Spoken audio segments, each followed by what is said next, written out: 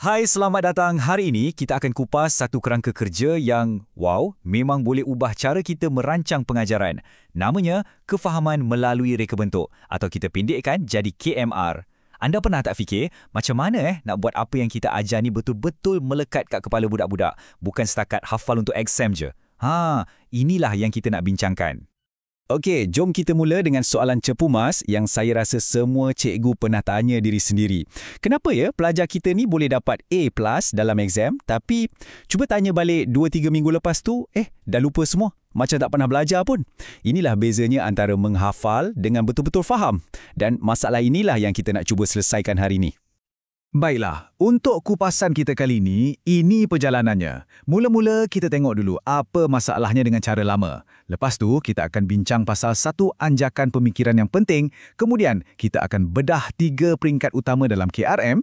Dan akhir sekali, kita tengok apa untungnya guna kaedah ni. Dah sedia? Jom! Jadi, kat mana silapnya sebenarnya? Jom kita masuk bahagian 1. Selalunya, puncanya ada pada cara tradisional kita mengajar. Kita macam terlalu fokus pada aktiviti, pada buku teks, sampai kita tak sedar yang pembelajaran tu jadi cetek je. Cuba bayangkan ni, anda nak pergi bercuti. Apa benda pertama yang anda buat? Terus kemas beg ke? Mesti tak kan? Mestilah kita fikir dulu nak pergi mana. Ingat betul-betul analogi percutian ni sebab ia adalah kunci untuk faham semua benda yang kita akan bincang lepas ni. Dan inilah beza paling besar. Perancangan cara lama ni, dia macam terus kemas beg. Kita sibuk dengan aktiviti tapi tak tahu sebenarnya nak bawa pelajar ke mana. KMR ni pula, dia terbalik. Kita mula dengan destinasi dulu. Maksudnya, kita tetapkan dulu apa hasil yang kita nak pelajar capai. Jadi, macam mana nak mula rancang dengan destinasi dulu ni? Ini membawa kita ke anjakan pemikiran yang paling utama dalam bahagian 2. Kita panggil dia reka bentuk ke belakang atau dalam bahasa Inggerisnya backward design. Konsep dia sebenarnya simple je, tapi sangat-sangat berkesan.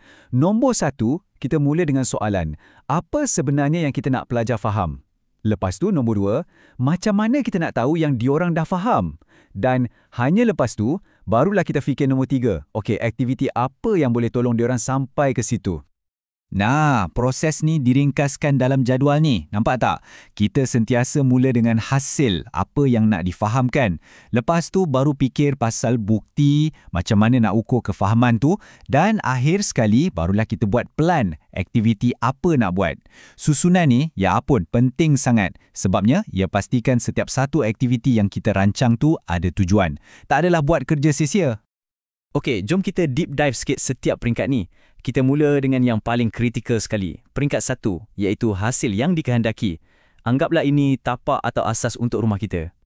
Kat sini, kita tak fikir pasal fakta-fakta remeh-temeh dulu. Tak. Sebaliknya, kita cari idea utama atau big idea. Apa benda tu? Ia adalah konsep besar yang jadi macam payung yang menghubungkan semua fakta dan kemahiran kecil-kecil kat bawah dia. Dialah yang bagi makna pada semua benda lain. Contohnya macam ni. Satu idea utama ialah perubahan adalah malar. Idea ni bukan untuk subjek sejarah je, kan? Dalam sains pun ada, malah dalam kehidupan seharian pun ada. Atau perspektif membentuk tafsiran. Ini boleh guna dalam subjek bahasa, sejarah, pendidikan moral. Inilah kefahaman yang betul-betul melekat sebab pelajar boleh bawa dan guna idea ni kat mana-mana je. So, macam mana kita nak bimbing pelajar kita supaya jumpa idea utama ni? Bukan dengan suap jawapan, tapi dengan bertanya soalan penting atau essential questions. Ini bukan soalan macam, siapakah Perdana Menteri pertama? Bukan. Ini soalan yang terbuka, yang provokatif, yang sengaja direka untuk buat pelajar berfikir, berdebat dan jadi detektif untuk cari jawapan. Contohnya, soalan macam, bagaimana kita tahu sesuatu itu benar? Berat kan? Tak ada jawapan tunggal dalam Google. Soalan macam inilah yang akan paksa pelajar untuk betul-betul berfikir, cari bukti dan bina kefahaman mereka sendiri. Bukan setakat telan apa yang cikgu cakap. Baiklah, destinasi percutian kita dah ada. Soalan seterusnya, macam mana kita nak tahu yang pelajar kita dah selamat sampai ke destinasi tu? Jom kita masuk peringkat 2, bukti penilaian. Kat sinilah kita fikir cara nak ukur sama ada mereka betul-betul dah faham atau belum. Jadi, soalan utamanya sekarang, apakah bukti yang kita nak tengok untuk sahkan kefahaman mereka? Dan ini bukan setakat ujian objektif ABC tau. Kita kena cari bukti yang lebih real, yang lebih mendalam. Dalam KMR, ada 6 tanda kefahaman. Kefahaman sebenar tu bukan bila pelajar boleh hafal definisi. Bukan. Ia terbukti bila dia boleh menjelaskan idea tu guna ayat sendiri. Bila dia boleh mengaplikasi apa yang dia belajar dalam situasi baru. Atau bila dia boleh tengok satu isu dari pelbagai perspektif. Ini barulah bukti kefahaman yang sejati. Dan hanya sekarang, selepas kita dah tahu destinasi dan cara nak ukur, barulah kita sampai ke peringkat 3, merancang aktiviti belajar harian. Nampak tak? Ini langkah yang terakhir, bukan yang pertama. Itulah sebabnya kita panggil dia reka bentuk ke belakang. Jadi, apa yang bestnya? Sekarang, setiap aktiviti yang kita pilih, setiap kuis, setiap projek, semuanya ada tujuan yang jelas. Tak ada yang sia-sia. Tujuannya satu, untuk bantu pelajar capai kefahaman yang kita dah tetapkan di peringkat 1 dan untuk sediakan mereka bagi tunjukkan bukti kefahaman tu macam yang kita dah rancang di peringkat 2. Dan untuk tolong kita rancang aktiviti yang best kat peringkat ni, KMR ada bagi satu tool yang berguna. Akronim dia WHARTO. Ini macam checklist untuk kita pastikan pelajaran kita ada arak tujuan jelas, ada hook atau cangkuk untuk tarik minat mereka, dan ada ruang untuk mereka fikir balik dan baiki kefahaman. Senang cerita, ia pastikan semua yang kita buat tu ada fungsi. Okey, kita dah lalui ketiga-tiga peringkat. Persoalannya sekarang, so what? Kenapa kita nak susah-susah rancang terbalik macam ni? Jom kita masuk bahagian terakhir untuk tengok apa faedah sebenar semua ni. Manfaat paling besar ialah anjakan ini. Kita beralih daripada sekadar kejar silibus yang selalunya hasilkan pengetahuan yang rapuh dan senang hilang kepada usaha untuk betul-betul membuka minda pelajar.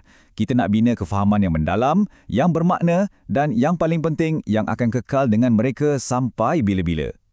Ingat, falsafah dia mudah je. Maklumat kita bukan lagi nak cover topik, bukan nak habiskan buku teks. Maklumat kita adalah untuk buka kefahaman. Ini betul-betul mengubah cara kita memandang peranan kita sebagai seorang pendidik. Sebagai penutup, saya nak tinggalkan anda dengan satu soalan untuk difikirkan. Lepas kita bincang semua ni, apa agaknya satu perkara kecil, satu je, yang anda boleh ubah dalam cara anda merancang pelajaran minggu depan? Macam mana anda boleh mula fikirkan destinasi dulu sebelum fikir pasal aktiviti? Cuba fikirkan. Terima kasih kerana meluangkan masa bersama saya.